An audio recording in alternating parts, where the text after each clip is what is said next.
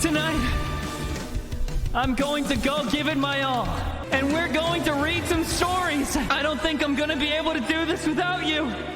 Because honestly, who am I without my chat? This is what it means to go beyond the chat. Oh, I'm going to be a hero. Ah! Hey, guys. Woo! I'm slurping, baby. Hello? Police? This shit's slapping! We gonna read some stories today. All you gotta do is send me a story. I'm gonna play music. I'm gonna play like some ambience. And then I'm gonna get in the character and I'm gonna read it. 7 stories to tickle your funny bone. The musical donkey. Once there lived a washerman and his donkey living in a village. During the night, the washerman would set him free in the field to eat grass. Like this. However, the donkey would sneak into nearby farms and eat the fresh vegetables there. One day, while wandering thus, he met a jackal. The jackal said, "Hey there, I'm the jackal." The donkey sang, "I'm so happy." The jackal saw that the donkey was determined to sing. The donkey lifted his face to the moon and started braying at the top of his voice. The farmers woke up in the light of the full moon, and they killed him.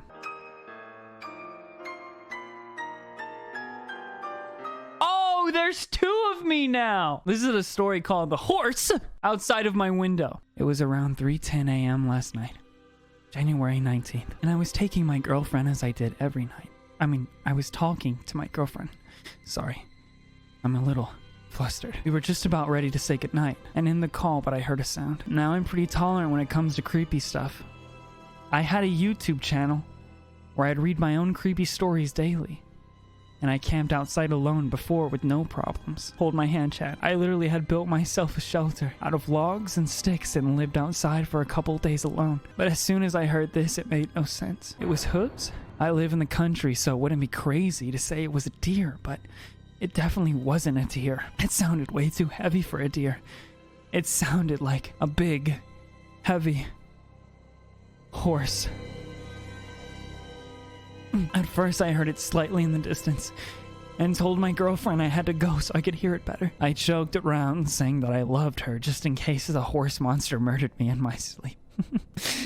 I hung up and listened closely as it got closer, louder and louder, until it stopped outside my window and went silent. Probably 15 minutes went past and nothing until suddenly it started galloping away, super fast, startling me. I said. Again, over the next 20 minutes, I heard this thing just walking around my backyard. The weirdest thing of all, though, is that when we have around a foot of crisp, icy snow, but it sounded like it was walking on pavement. When I went out this morning to drive to school, I went out to the back to check, and there were absolutely no marks on the snow. No footprints. Nothing. I'm tempted to stay up again tonight to see if it comes back around. My question though, what could it be? It couldn't have been a deer. It sounded way too heavy. It was definitely just a 4-legged animal by the way it walked and galloped, but there were no footprints in the snow. I don't know, guys, but I'll listen again tonight if anything else happens. I'll post an update. Also, I live in Canada. If the house it might have just been a hibernate or something. What was it, chat? Was it a horse? Or a moose? Ooh, hey, dancing all day. Okay, I might be gay. The B-movie script. According to all known laws of aviation, there is no way a bee should be able to fly. Its wings are too small to get its fat little body off the ground. The bee, of course, flies away because bees don't care what humans think is impossible. Yellow, black, yellow, black. Oh, and black and yellow. Let's shake it up a little, baby. Barry, breakfast is ready. Coming. Hang on a second. Hello? Barry? Adam, here's the graduate. We're very proud of you, son. A perfect report card. All B's. Barry, I told you. Stop flying in the house. Hey, Adam. Hey, Barry. Hi, Barry. Artsy. Growing mustache looks good. You hear about the Frankie? Yeah. I've fallen. I can't get up. The Hamlet Why did you put a big word in there? Hamlet OST. Hamlet doesn't have OST. Hamlet is a fucking play, dude. Oh my god, I searched Hamlet soundtrack to be or not to be? That is the question. That flesh is heir to. 'Tis a communication, devoutly to be wished. To die, to sleep, perchance to dream. Aye, there's the rub. For who would bear the whips and scorns of time, the oppressor's wrong, the proud man's contumely, the pangs of the spy's love, the insolence of office, and the spurns? When he pogs, might his quietus pog, but that pog of something after pog, the undiscovered pog country, from whose bourne no traveler returns, and makes us rather bear those ills we have than fly to others that we not know of, pog. Thus conscience does make cowards of us all, and thus the native pog of revolution is sicklied o'er with the pale cast of thought and enterprise of great pitch and moment, with this regard their currents turn awry and lose the name of pog. Soft you now, the fair Ophelia, nymph and Diorysons, be all my pogs remembered. Remembered! Sub-goal! Pog! There I am! Hey, buddy! Oh! Together we will reach and grab. Do you hear that? No, sire, what is it? It's a goddamn rat! Here? In the facility? Oh, damn it. Give me my belt. What are you going to do with a belt, sire? Against a rat? I'm going to whip it and teach it a thing or two. Sire, have you lost your goddamn mind? These rats are impervious to spankings. Not if it's its birthday. What the fuck? Do you hear that? What is it now, sire? The siren's call. She bringeth me to the oceans. The waters is where I will rest. Sire, we're in a ye old Arby's right now. There is no such ocean. Quiet, squire, for soon I will meet my maker and return with my love. We need a new king, sire. This isn't a story. This is a fucking wiki how. How to answer when someone asks you how you are. Respond with fine thanks. Answer with not bad. Or can't complain. Grizzly Plays was thinking about Dwayne the Rock Johnson again. Dwayne was a weird milk god with big knees and tall feet. Grizzly walked over to the window and reflected on his pog surroundings. Then he saw something in the distance.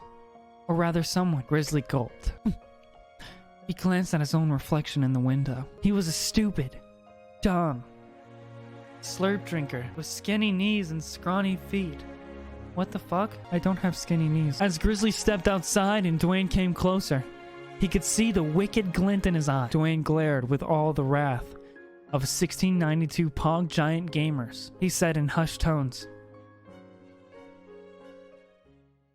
I hate you. So then, Grizzly looked back, even more thirsty than before. Dwayne, I'm gonna game. I am the council, provided that it shall be given effective guarantees of its sincere intention to observe its international obligation, and shall accept such regulations and may be prescribed by the League in regard to its military, naval, and air force armaments.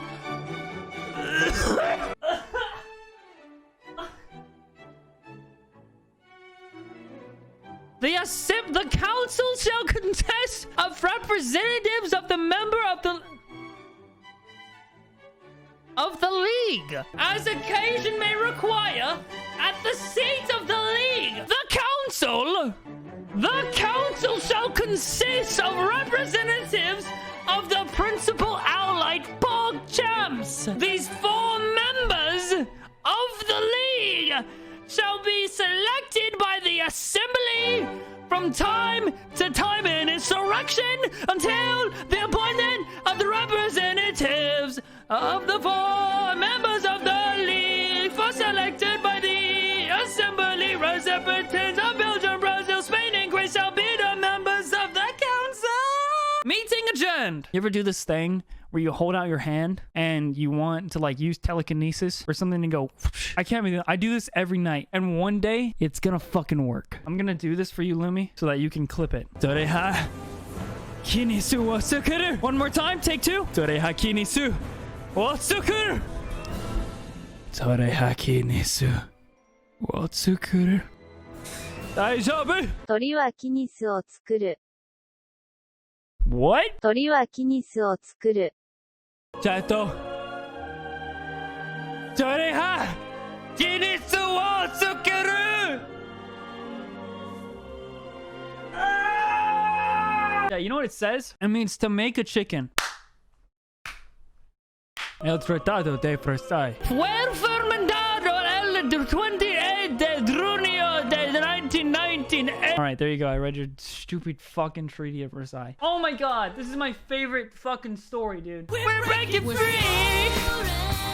Flying! There's our story! Every week, every... That was for you! I feel like we've read like one story. A whole new world! A fantastic point of view! I want to read that one. Boston was the cutest border collie I had ever seen. His coat was shiny and clean. His eyes were a piercing blue, and he had a thumb-sized scar on his snout. I knew right then and there that I wanted him. I just wanted to wrap him in a blanket and carry him home with me.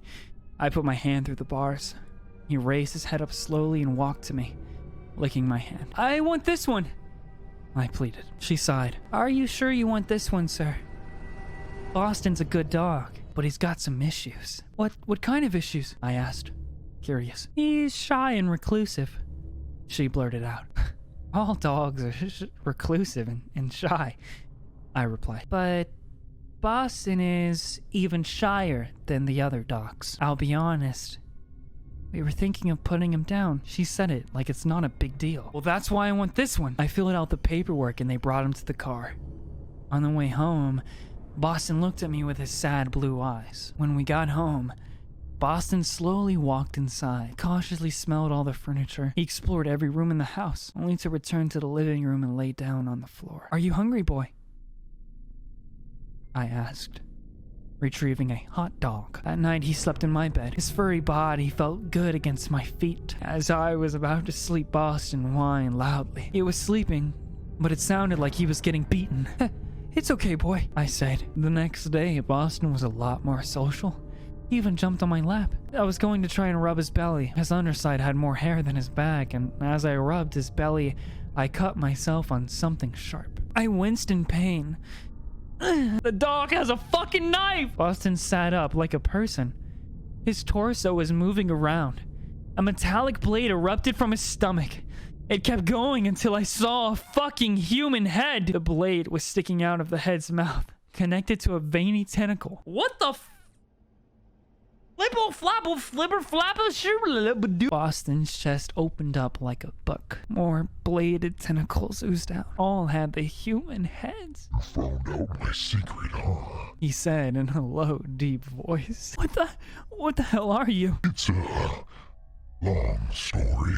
I wouldn't want to bore you. That's what you call boring? I was a special pup, alright? I was given away 4 times, as you can see right here. These people, the things they did to me. This one used me for hideous desires. This one chained me to a pipe in his basement. This one nearly beat me to death with a pipe. And lastly, this one tried to drown me. What the fuck, Chad?